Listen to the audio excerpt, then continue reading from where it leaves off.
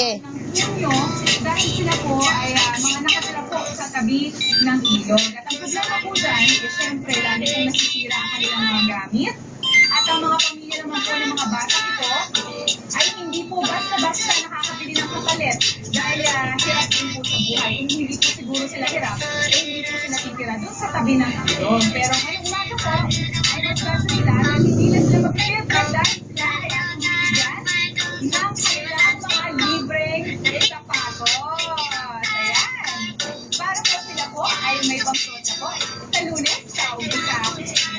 Ayan. Sana po maging masaya ang mga pamilya ko. Dahil lumala. Samantala, alam po natin, mag-celebrate ang buong pamilya. May tutulong po sa ating mga recipients si Tita Winnie dyan sa studio. Balik po sa inyo. Dahil may konti tayong budget, mag-iinit